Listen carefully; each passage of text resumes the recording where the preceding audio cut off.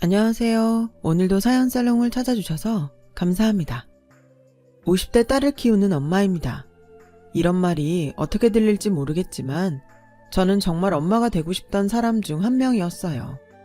형제 없이 외동으로 자란 환경 탓도 있고 결혼 전부터 조그마한 아이들을 보면 절로 미소가 지어지는 게 저런 아이들을 낳고 키우는 건 얼마나 행복한 일일까 하는 상상으로 이른 나이부터 결혼을 꿈꿨어요. 하지만 제가 선택한 결혼에서는 아이는 쉽게 저를 찾아오지 않더라고요. 한동안 마음고생을 하면서 엄마라고 불리는 다른 이들을 마냥 부러워해야만 했는데요. 이런 속상한 저에겐 엎친 데 덮친 격이라고 또 하나의 복병이 있었어요. 어쩐지 결혼 전부터 저를 그다지 마음에 들어하지 않았던 시어머니는 제가 결혼하고 1년 동안 아이가 생기지 않자 슬슬 저를 압박하기 시작하셨죠. 급기야 결혼한 지 얼마 안 된 저에게 언젠가부터 아예 대놓고 애도 못 낳는 게 무슨 여자야? 라는 식의 막말을 하기 시작하셨어요. 애가 생기지 않아 속상한 건 누구보다 저였는데 저는 이래저래 마음고생을 할 수밖에 없었어요. 저 못지않게 아이를 좋아하고 원했던 남편은 결혼한 지 2년 정도밖에 되지 않았지만 자기 어머니한테 시달리는 저를 위해 산부인과에 가서 불임검사라도 받아보자고 저에게 권했어요. 지금은 결혼 전에 산정검사라는 것을 하는 예비부부가 많다고 하던데 저 때는 결혼 전에 산부인과에 가면 속도 위반한 것이 아니냐는 오해를 받을 때라 여자가 임신도 하지 않았는데 산부인과에 간다는 것이 그리 내키는 일은 아니었어요. 하지만 누구보다 아이를 원했고 또 시어머니가 자꾸만 저에게 애도 못 낳는다고 뭐라고 하시니 정말로 내가 불임이기라도 한 건가 하는 불안한 생각에 남편의 손을 잡고 산부인과로 갔고 그곳에서 검사 결과에 놀라지 않을 수가 없었어요. 이런 말을 하게 되어서 유감입니다. 남편분께서 불임의 원인을 갖고 계세요. 무정자증이라고 채취한 정액에 정자가 없었어요. 혹시 모르니 오늘 한 번 더 채취를 해볼 건데 이런 경우는 생물학적으로 임신이 불가능할 수밖에 없습니다. 정자가 없다니. 많이 양보해서 원인을 알 수 없는 불임일 경우 불임 클리닉 같은 곳에 다닐 각오까지 되어 있던 저희 부부는 검사 결과에 한동안 아무 말도 하지 못했어요. 그리고 저도 저지만 남편은 처음 알게 된 자신의 몸 상태에 많이 놀란 듯 보였죠. 자기야, 괜찮아. 오늘 또 검사했으니까 결과가 달라질 수도 있지 않겠어? 집으로 향하는 길. 애써 남편을 위로했어요. 하지만 큰 이변이 없는 한 결과가 달라질 리 없다는 생각을 했었고 남편 역시 저와 같은 생각이었는지 저희 어떤 말에도 남편은 한동안 마음을 추스르지 못했어요. 그리고 다시 나온 검사 결과는 저희 부부가 예상했던 대로 첫 번째 검사와 일치했고 저희 부부는 아이를 포기해야 할지 아니면 입양을 선택해야 할지 고민해야 했는데요. 이런 저희 부부 말고도 검사 결과를 받아들일 수 없는 사람이 있었으니 저희 시어머니셨어요. 남편의 검사 결과를 듣고는 노발대발하시며 절대 당신 아들이 그럴 리가 없다고 저에게 화를 내셨죠. 제가 진단한 것도 아닌데 왜 저한테 화를 내시는지. 만약 불임의 원인이 저였다면 어떻게 됐을까? 저는 순간 아찔하기도 했어요. 그런 생각을 하진 않았는데 그 모습을 보고 나니 내심 불임의 원인이 제가 아니라 남편이라 다행이라는 생각까지 들더군요. 아무튼 저희가 아이를 갖지 못한다는 것이 당신도 받아들이기 힘드셨겠지만 저희에게도 힘든 일이라는 것을 당시 시어머니는 영 모르시는 듯 저를 붙잡고 이렇게 말씀하셨어요. 다른 병원에 가봐라. 작은 데 말고 큰 병원에 가. 아니, 어떻게 내 아들이 그런 망측한 병에 걸릴 수 있어? 분명 그 의사는 돌팔이일 거야. 옛날부터 애 못 낳는 집은 10중 8구 여자한테 문제가 있었는데 너 혹시 그 의사한테 이상한 부탁한 거 아니야? 괜히 네가 문제가 있는 걸 내 아들한테 뒤집어 씌우는 거 아니냐고. 엄마, 무슨 말씀을 그렇게 하세요? 어머니, 지금 속상한 건 저희도 마찬가지예요. 어머님이 정 검사 결과를 못 믿겠다고 하시면 어머님이 이 사람 데리고 다른 병원에 가서 검사해보세요. 그럼 더 정확하겠네요. 뭐? 너 지금 시애미한테 대드냐? 아니요. 억울해서요. 어머님도 같은 며느리고 여자시면서 저한테 그런 말씀하시니 제가 억울해서 그래요. 웃기고 있네. 내가 너랑 같냐? 난 아들을 무려 둘이나 낳았어. 갖다 비교할 사람을 비교해야지. 내가 너 삐쩍 말라서 골골거릴 때부터 저거 애는 낳을 수 있을까 알아봤다. 내가 그때 너를 끝까지 반대했어야 했는데 내 죄다 내 죄. 너 이런 일이 옛날이었으면 소박감인 거 알긴 아니? 죄송하다고 빌어도 시원찮은데 뭐? 억울해? 내가 더 억울하다. 엄마, 문제는 나한테 있는데 왜 자꾸 이 사람한테 뭐라 그래? 나도 속상해. 근데 엄마가 계속 이러시면 내일이라도 다른 병원 같이 가요. 가서 엄마가 직접 검사 결과 들으시면 되겠네. 엄마 아들, 엄마가 2번 비참하게 만들면 속이 아주 시원하시겠어요. 남편은 그렇게 말하고 잔뜩 화가 나서는 저의 손을 거칠게 잡고 시댁을 나왔어요. 다른 일이면 몰라도 아이 때문에 우리가 이렇게 될 줄은 정말 몰랐는데 삼신할머니가 다 원망스럽더라고요. 그때였어요. 동네에서 양아치로 소문이 자자한 남편보다 6살 어린 대학 졸업한 시동생이 술이 떡이 돼서는 골목을 비틀비틀 걸어왔고 시댁 앞에서 딱 마주쳤는데 시동생이 먼저 말을 걸어왔어요. 형이랑 형수네? 벌써 가? 그리고 형이랑 형수 당분간 집에 안 올 거니까 엄마가 괜한 말 해도 전달하지 마라. 내가 또 뭘 전달을 했다고? 왜? 엄마랑 싸웠어? 또 형수한테 애 못 낳는다고 구박했구나. 하여간 우리 엄마 왜 그렇게 손주의 목을 매는지. 형수, 너무 스트레스 받지 마요. 원래 스트레스 받으면 생길 애도 안 생긴대요. 내 주변의 애들은 툭 하면 애가 졌다고 징징거리는데 참, 세상은 이상해. 나 들어가요. 시동생은 그렇게 위로인지 뭔지 모를 가벼운 말을 하고 집 안으로 들어갔어요. 하지만 은근 저는 그 말이 참 기분이 나쁘더라고요. 누군 생각도 없었는데 덜컥 아이라는 선물이 찾아오고 저처럼 간절히 기다리는 사람에겐 이른 얄궂은 검사 결과나 주시다니. 그렇게 2달이 지났어요. 하지만 그러고 싶지 않은데 저희 부부는 예전처럼 아무렇지 않게 지내는 것이 조금 어색해졌고 저희 사이에 이상한 거리감이 생겨났는데 남편이 먼저 저에게 아이에 관한 이야기를 꺼냈어요. 미안해. 어쨌든 나 때문에 우리 사이에 애가 없는 거였는데 그동안 우리 엄마 때문에 자기만 힘든 시간 보내게 했어. 난 아이 없이 이대로 우리 둘만 살아도 좋고 아이 입양하는 것도 좋아. 난 무조건 당신이 하자는 대로 할 거니까 나 신경 쓰지 말고 우리 집 신경 쓰지 말고 당신 하고 싶은 대로 결정해. 에이, 그래도 아이 문제를 어떻게 나 혼자만 결정해. 그리고 자기가 일부러 그런 것도 아니고 그냥 우리한테 운이 없는 거지. 시간을 좀 갖고 차근차근 생각해보자. 혹시 알아? 자기 치료할 방법이 있을지. 그리고 물론 마음이 편하지는 않지만 그래도 당신 어머니도 우리 가족이니 뭘 결정하든 같이 결정해. 그렇게 말해줘서 고마워. 내가 자기한테 진짜 잘하고 살게. 우리 둘 다 너무 아이를 바래서였을까요? 남편과 이런 이야기를 나누는데도 저는 이상하게 마음이 답답하고 무거웠고 모든 사실을 안 친정 부모님은 그래도 남편이 착하고 성실한 사람이니 둘이 좋은 방법을 찾아보라고 하시며 당신들도 저희 부부의 결정에 무조건 찬성하겠다고 말씀하셨어요. 그리고 제가 친정 엄마랑 그런 통화를 한 다음 날 저녁 저는 시어머니의 다급한 전화를 받게 되었는데요. 제가 전화를 받자마자 시어머니는 숨이 넘어가는 듯 말씀을 시작하셨어요. 얘, 큰애 집에 왔니? 아니, 왔건 안 왔건 너 우리 집에 와라. 비상사태야, 비상사태. 내가 정말 아들들 때문에 제명에 못 죽지. 아유.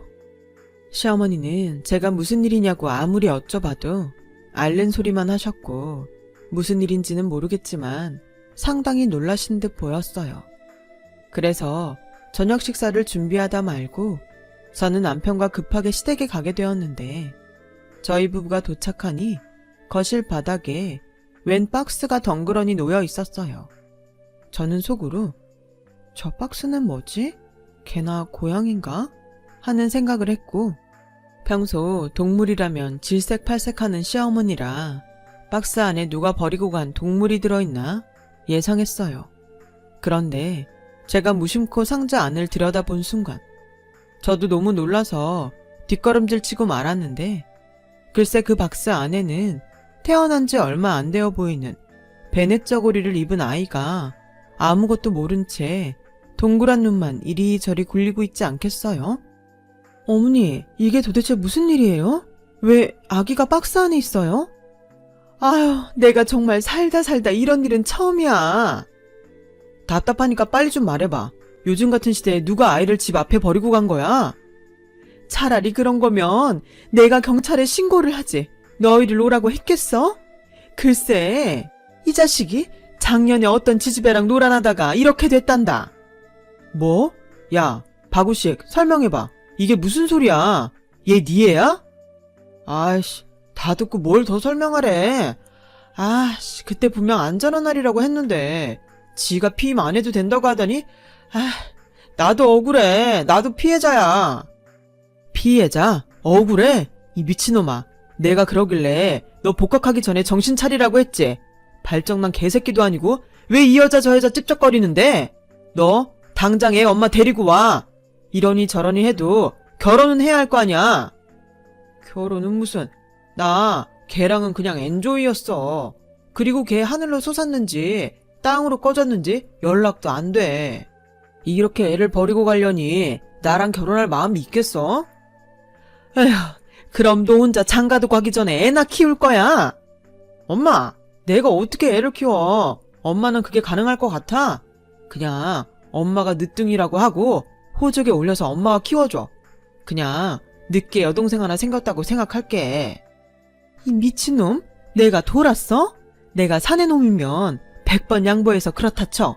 근데 얘는 아무짝에 쓸모없는 기집애잖아. 내가 왜 이런 걸 키워? 엄마 손녀잖아, 핏줄. 치라라고 자빠졌네. 애는 지가 싸질러서 태어나게 하고 왜 핏줄 타령을 해? 그때였어요. 집안이 소란스러워지자 방금까지도 얌전히 있던 아이는 소리를 빽 지르며 울기 시작했고 저도 모르게 아이를 들어 조심스럽게 안고 달래기 시작하는데 시어머니가 저에게 대뜸 이런 말을 하셨어요. 아, 시끄러. 얘, 너는 이 상황을 어떻게 하면 좋겠니? 저요? 글쎄요. 저도 너무 경황이 없어서 그래도 일단은 도련님 애가 맞다면 애 엄마를 찾을 동안이라도 우리 쪽에서 맡아야 하지 않을까요? 언제까지? 그러다 제 엄마 영영 안 나타나면 그때 네가 책임질 거야? 그래, 형수 애 안 생긴다고 엄청 마음고생하잖아요. 이 애 형수 애라고 생각하고 키우면 어때요? 내 유전자면 형 유전자이기도 하잖아요. 야, 너 지금 그게 무슨 소리야? 왜? 영 모르는 애 입양하는 것보다 훨씬 낫지. 엄마, 안 그래? 뭐 아주 이상한 말은 아니지. 기집애라 좀 그렇긴 한데 어쨌든 우리 집 핏줄이면. 엄마 답답한 건 알겠는데 그래도 우리 상식적으로 살자. 박우식 너 똑바로 들어. 얘 너 때문에 세상 빚본 아이야. 네가 준비가 됐건 안 됐건 너 때문에 태어난 아이라고. 네가 책임져. 애 엄마를 찾아서 같이 키우든 혼자 키우든 다른 사람한테 떠맡기지 말고. 알겠어? 남편은 저에게 다가와 아이를 달라고 했어요. 하지만 저는 이상하게 품에서 아이를 떼어놓기 싫었고 마치 아이도 같은 마음이라고 저에게 신호를 보내는 건지 그 작고 고사리 같은 손으로 저의 검지를 아주 꽉 잡는데 저도 모르게 어떤 말이 입 밖으로 튀어나오고 말았죠. 그럼 얘 엄마 찾을 때까지 제가 돌볼게요. 자기야, 애는 잘못이 없잖아. 이대로 우리가 두고 가면 어떻게 될지도 모르고. 그래, 잘 생각했다. 난 니네들이 모른 척하면 그냥 보육원에 데려다 줄 심상이야. 우식이 너 불만 없지? 나야 없지. 생각도 안 하던 자식인데. 진짜 내 가족이지만 쪽팔리다. 어떻게 이 사람한테 애를 떠넘길 생각을 해? 처음부터 그러라고 우리 오라고 한 거지?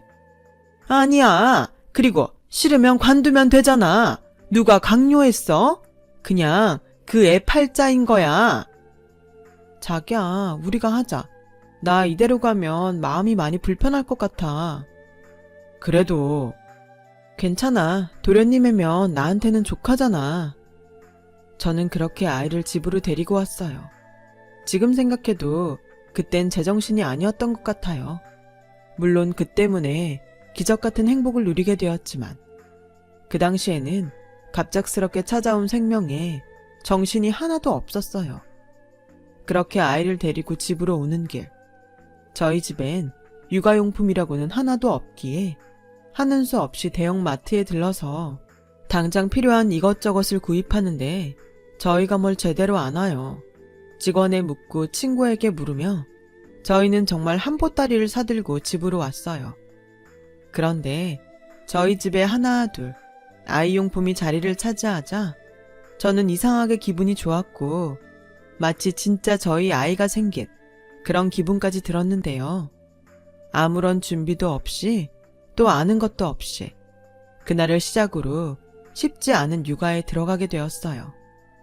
그렇게 한 달 남짓 서툴렀지만 아이를 돌봤고 그러면서 어쩔 수 없이 잠도 설치고 제대로 먹지도 못하자 남편이 먼저 이런 말을 했어요. 자기야, 자기 이러다 쓰러지겠다. 이만하면 됐으니까 다시 우리 집에 데리고 가자. 뭐? 안 돼. 그럼 어머님이 진짜로 보육원에 데리고 가면 어떡해. 나도 진짜 미치겠다. 애만 생각하면 당연히 그러면 안 되지. 근데 자기란 장인 장모님 생각하면 내가 죽일 놈이 되잖아. 아까 우식이랑 통화하니 애 엄마는 영영 나타날 기미도 없고 우식이 놈이 책임질 마음도 없고 그럼 얘를 언제까지 우리가 맡아? 자기야, 그럼 우리 애로 호적에 올릴까? 어머니도 허락하실 것 같고 도련님도 뭐라고 하지 않을 것 같은데 나 솔직히 힘들긴 한데 얘 없으면 더 힘들 것 같아. 자기가 전에 내가 어떤 선택을 하든 괜찮다고 했잖아. 나 엄마가 되고 싶어. 뭐 어쨌든 자기네 핏줄이고. 자기야, 내가 원해서 그래. 얘가 이젠 제법 나랑 눈도 마주치고 옹알이도 하는데 너무 사랑스럽잖아. 아예 모르는 아이 입양하는 것보단 어쩜 산신할머니가 우리한테 이해를 보낸 게 아닌가 싶어. 저는 남편에게 간절히 부탁했어요. 하지만 남편은 뭐가 그리 내키지 않는지 오랜 시간 망설이더라고요. 이틀이 지나자 저의 선택을 따르겠다고 했어요. 그리고 저희 부부는 양가의 이 사실을 이야기하고 아이에겐 아영이라는 이름을 지어주었는데요. 시어머니는 마치 이렇게 될 줄 알았다는 듯 별다른 내색을 하지 않더니 어쩐지 저희 딸이 된 아영이를 영 예뻐해주지 않으셨어요. 그래서인지 아영이를 제대로 불러도 보지 않으셨고 기저귀는 물론 제가 부탁을 해도 바로 옆에 있는 분유 한 번을 당신 손으로 먹이지 않더군요. 어머니, 그래도 아영이는 어머님 핏줄인데 좀 예뻐해 주세요. 아, 난 시끄러운 기집애는 딱 질색이야. 근데 걔가 그렇잖아. 너 이제 무슨 일 없으면 얘 데리고 우리 집에 오지 마라. 무슨 벌 받는 것도 아니고 난 이 애 얼굴 보는 게 아주 곤욕이야. 그래도 우식이도 그래. 앞길이 구말린데 네가 책임지기로 했으니 우리 집 핏줄 뭐 그런 거 생각하지 말고 네 애라고 생각하고 키워. 죽이 되든 밥이 되든 난 신경 안 쓸 테니까. 시어머니의 말에 속이 상했어요. 이제 아영이는 누가 뭐라고 해도 저희 딸인데 시어머니는 절대 아영이를 당신의 손녀로 받아주지 않을 것 같았거든요. 그리고 시동생도 제가 아이를 맡기로 하자 마치 정말 자기는 처음부터 아이가 없었다는 듯 아무렇지 않게 행동하면서 아영이한테 눈길조차 주지 않는데 이젠 저도 엄마라 그런지 그런 게 참을 수 없었어요. 그래서 점차 시댁에는 별일 없으면 발을 끊고 별다른 소식도 전하지 않으면서 어느 정도 거리를 두고 지내게 되었죠. 그렇게 5년이 지나고 아영이는 감사하게도 건강하고 야무진 아이로 자라났어요. 처음 아영이를 자식으로 받아들이는데 시간이 걸렸던 남편은 이젠 저보다 아영이의 일이라면 자다가도 벌떡 일어나는 딸바보가 되었고 저희는 누가 봐도 행복한 3인 가족이 되었어요.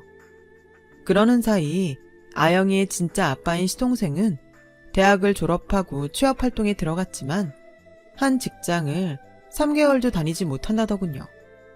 여전히 집에서 용돈을 받으며 예전에 놀듯이 방탕한 생활을 이어갔는데 한 번은 무슨 바람인지 연락도 없이 저희 집에 찾아왔어요. 형수, 잘 지내셨어요? 네, 근데 연락도 없이 무슨 일로? 혹시 아영이 보고 싶어서 오셨어요? 저는 시동생이 아무리 방탕한 양아치여도 마음 한 부분엔 아이에 대한 미안함과 애틋함이 있을 줄 알았어요. 비록 시어머니 때문에 제대로 그 마음을 표현하지 못했지만 그럴 거라고 생각했었죠. 그런데 아니요, 다른 게 아니고 형 몰래 돈 좀 빌려줄 수 있으세요? 네? 얼마나요? 5천만 원이요. 제가 정말 급해서 그래요.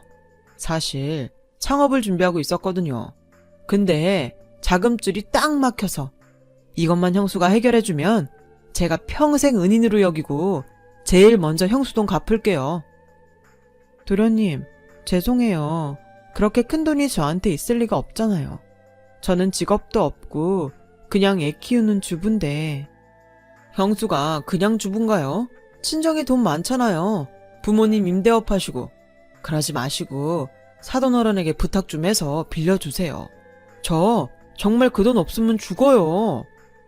시동생은 사정사정을 했어요. 하지만 평소 어떻게 사는지 제가 아는데 그런 큰 돈이 있어도 빌려줄 수는 없었죠. 그래서 저는 거절을 했는데 시동생은 너무한다며 금세 태도를 바꿔 저에게 큰 소리를 치더군요.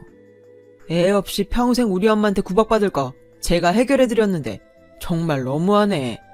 자식 얻은 값 치른다고 생각하면 그리 큰 돈도 아닐 텐데. 뭐예요? 아무리 생각 없이 사는 인생이라도 할 말이 있고 하면 안 되는 말이 있는 거예요. 딸 얻은 값이요. 오히려 도련님이 저한테 감사해야 하지 않나요? 그때였어요. 남편이 오후에 딸의 유치원에서 아빠의 날 행사가 있어 반차를 내고 이른 퇴근을 했는데 저와 시동생이 하는 말을 현관에서 모두 들었더라고요.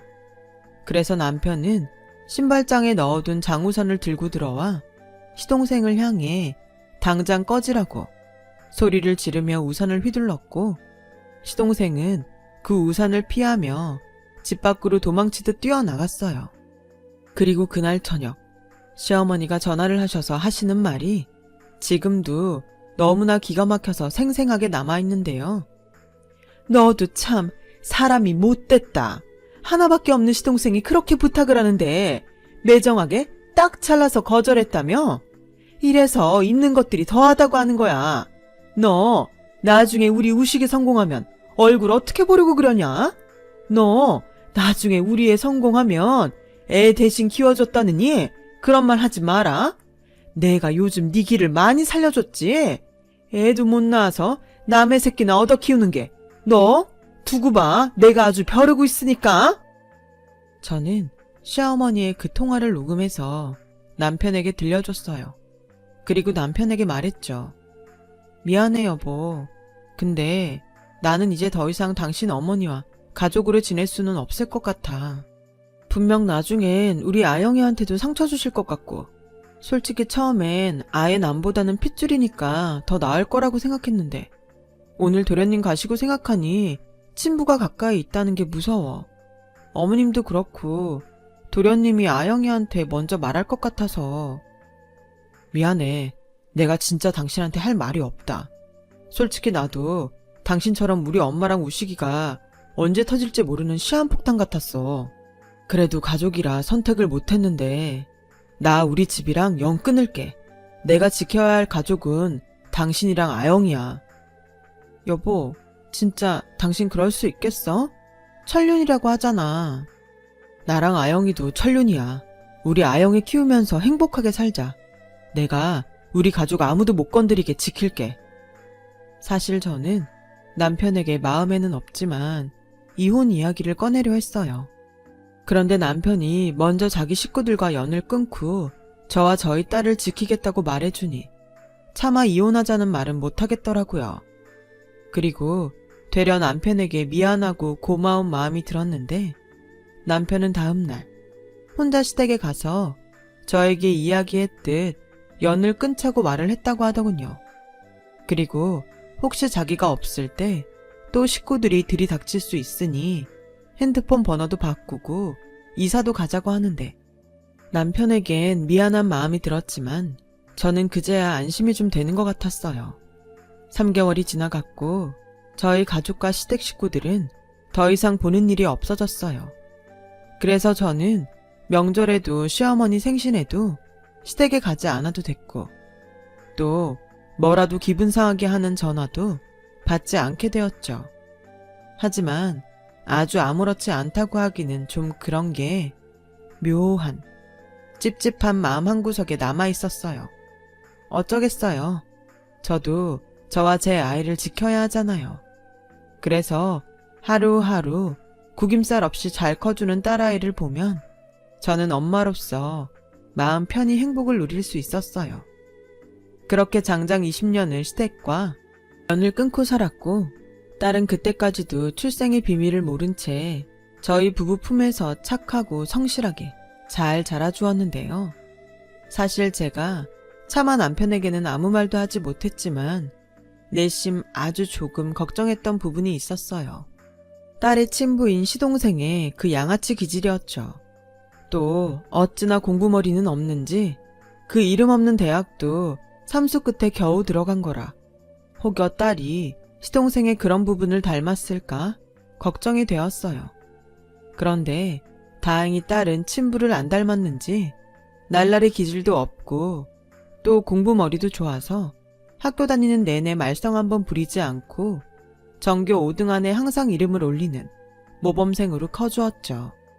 게다가 리더십도 좋아서 초등학교에서 고등학교까지 반장은 물론이고 전교 회장까지 싹쓸이하는 그야말로 남들이 부러워하는 아이로 자라주었어요. 그래서 저는 남들의 부러움을 한 몸에 받으며 계속 아이가 승승장구해줄 거라고 믿었는데 고3 수능을 앞둔 어느 날 딸이 저희 부부에게 할 말이 있다고 하더니 아무도 생각하지 못한 말을 꺼내는 게 아니겠어요? 엄마, 아빠, 나 대학은 나중에 갈래. 뭐? 왜? 내신도 좋고 그동안 공부한 게 아깝잖아. 여보, 진정해봐. 아영이 말도 들어보자. 나 사실 공부는 하라고 하니까 열심히 했는데 대학에 가서 뭘 공부하고 싶은지 또 대학 졸업을 하면 뭐가 하고 싶은지 잘 모르겠어. 그냥 남들이 좋다는 대로 따라간다고 행복한 건 아니잖아. 그렇지만 엄마는 우리 딸이 당연히 예쁜 대학생이 될 거라고 생각해서.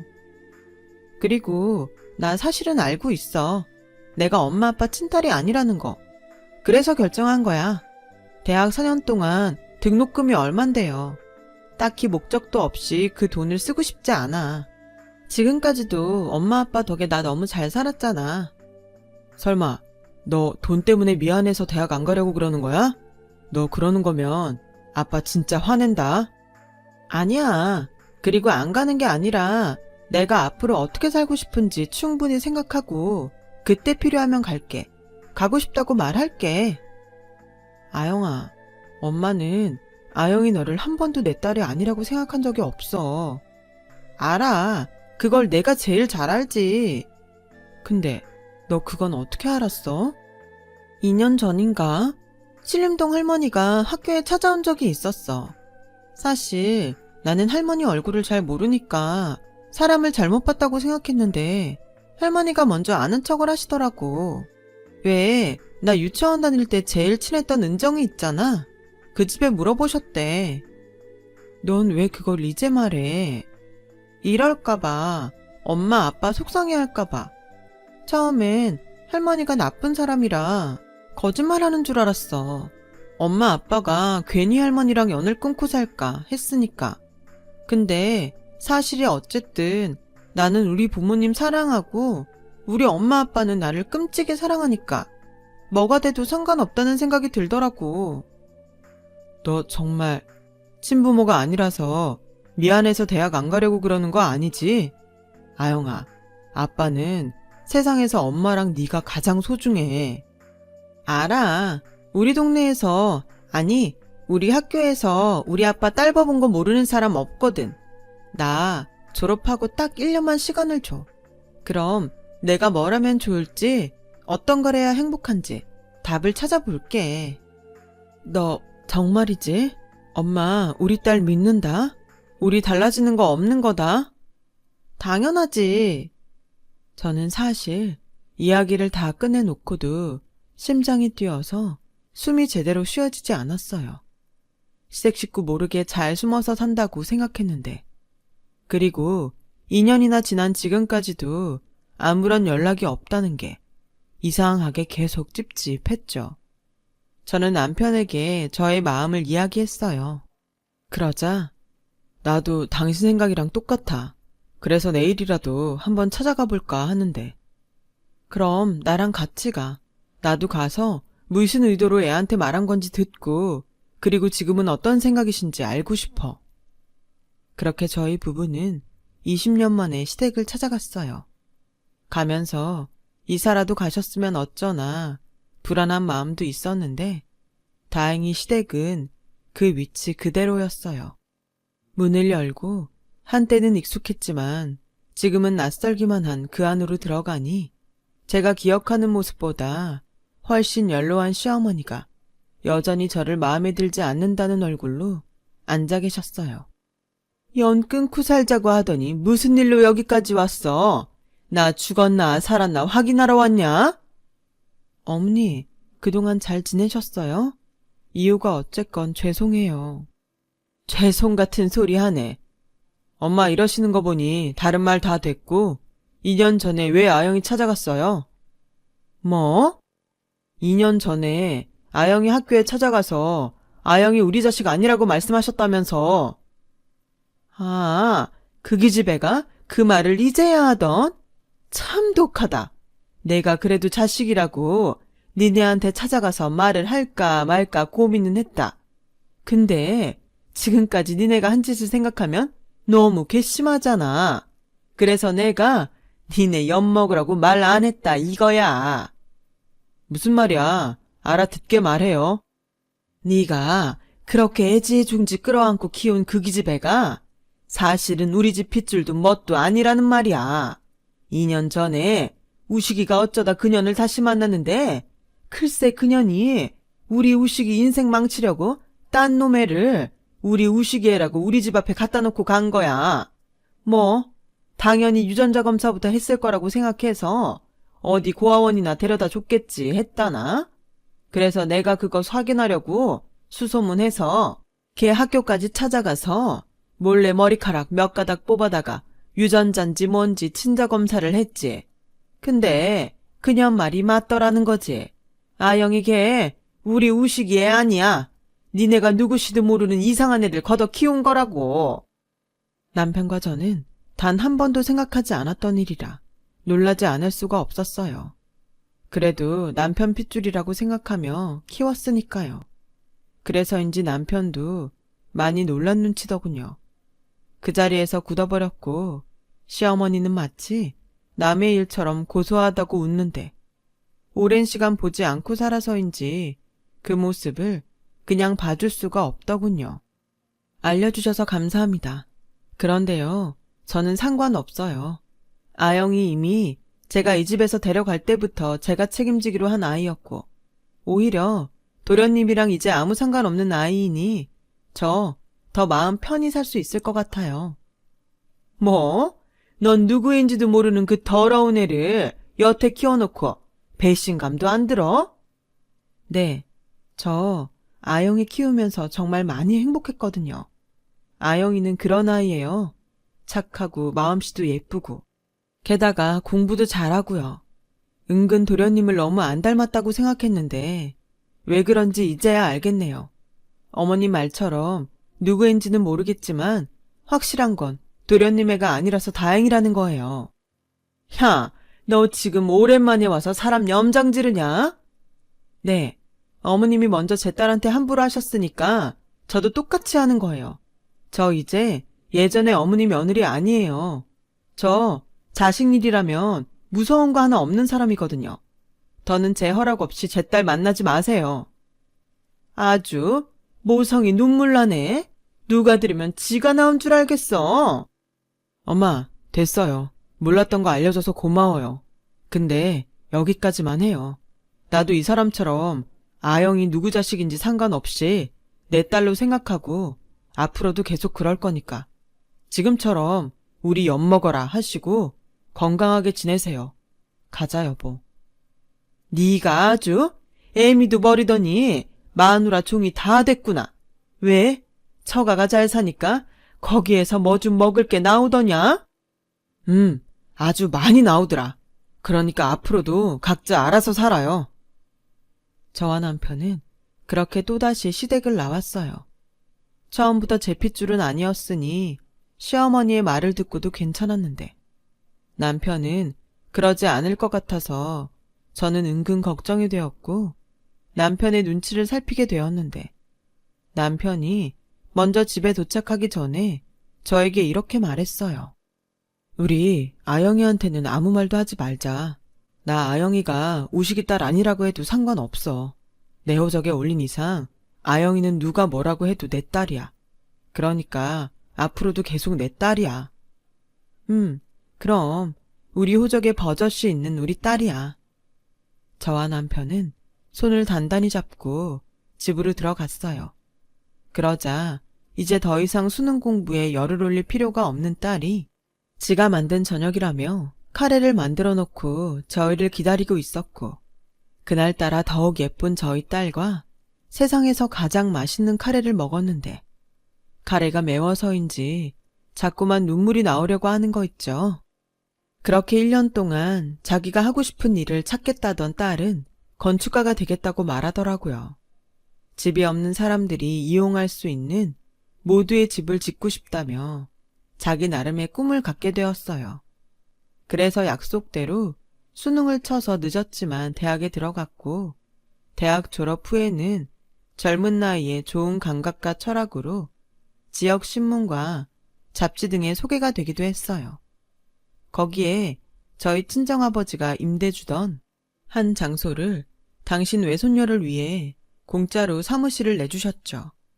딸은 의뢰를 받기도 했고 자기의 목표인 모두가 쉬어갈 수 있는 그런 집을 짓기 위해 구체적인 실현을 하고 있었죠.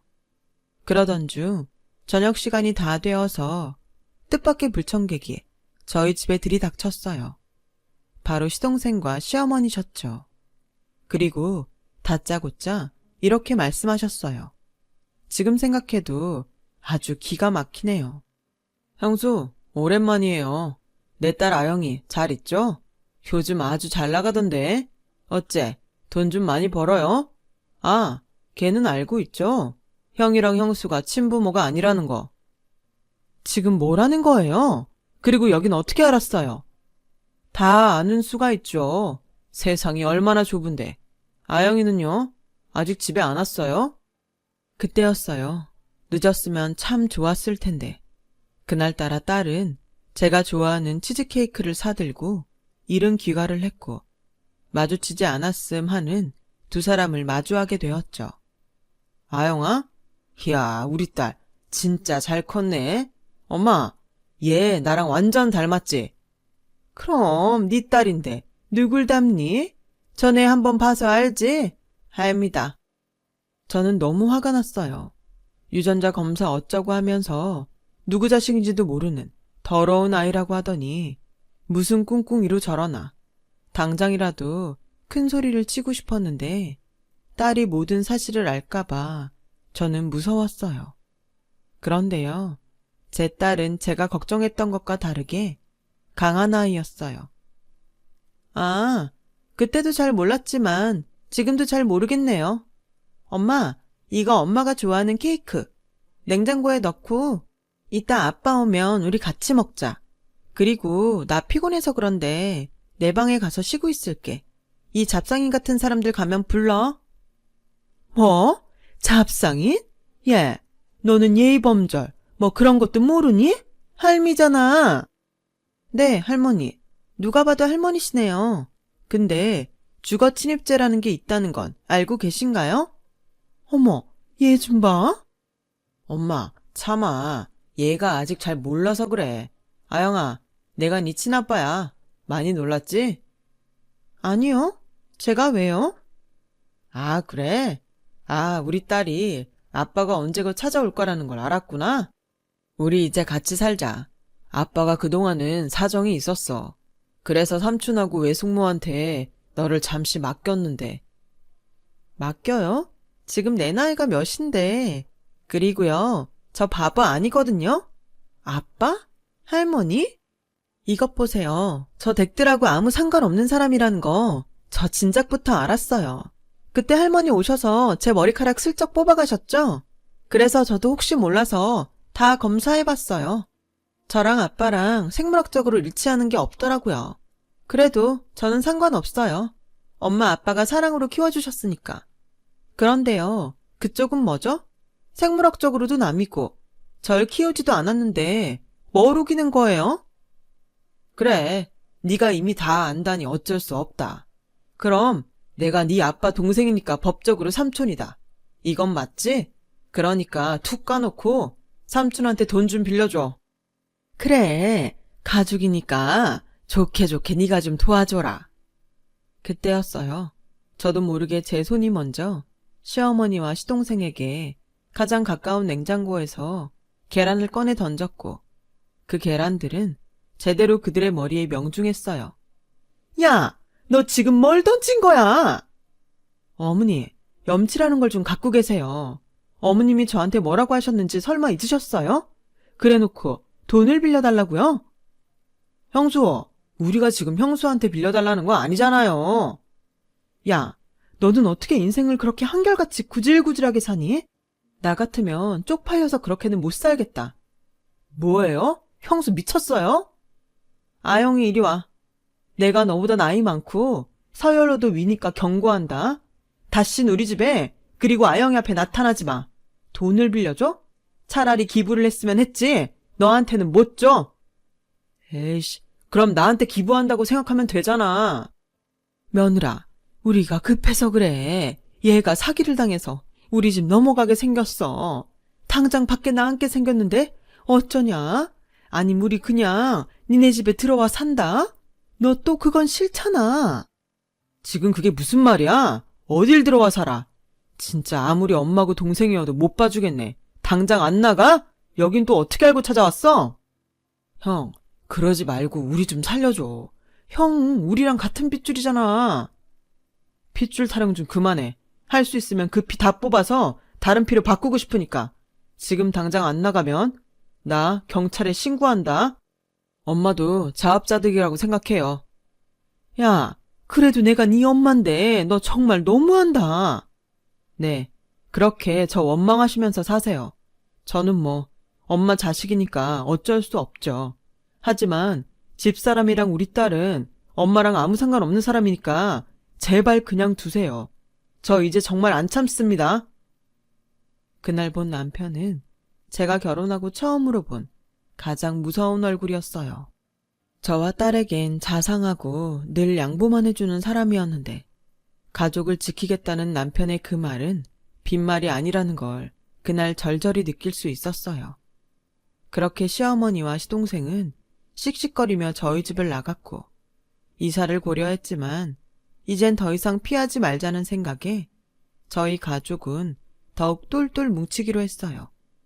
그 뒤에 시동생은 또 무슨 재주로 알았는지 한동안 딸의 사무실을 찾아간 것 같은데 그 사무실이 저희 친정아빠 건물에 있잖아요. 저에게 모든 사실을 들으신 아빠가 시동생을 아주 혼쭐을 내서 쫓아냈다고 하셨어요. 다행히 그 후로 시어머니와 시동생은 연락은 물론이고 어디서 무얼 하는지 코빼기도 보이지 않고 있어요. 이기적인 마음인 건 알지만 부디 앞으로 영영 보는 일 없이 살길 저는 지금까지도 바라고 있네요. 저희 딸은 얼마 전 같은 일을 하고 같은 꿈을 꾸고 있는 사람과 결혼을 했어요. 그래서 저희 품을 떠나 자기만의 가정을 이루었는데 빈둥지 증후군이라고 하나요? 저는 딸을 시집 보내고 한동안 우울한 기분이 들었어요. 물론 딸한테는 아무런 내색하지 않았지만요. 그랬더니 남편이 저에게 이런 말을 해주더라고요. 그동안 엄마 역할을 너무 잘해서 후유증을 겪는 거라고요. 그러면서 이제부터는 딸이 세상을 어떻게 살아가는지 지켜볼 차례라고 하는데 이런 말을 할 줄 아는 저희 남편 정말 멋지지 않나요?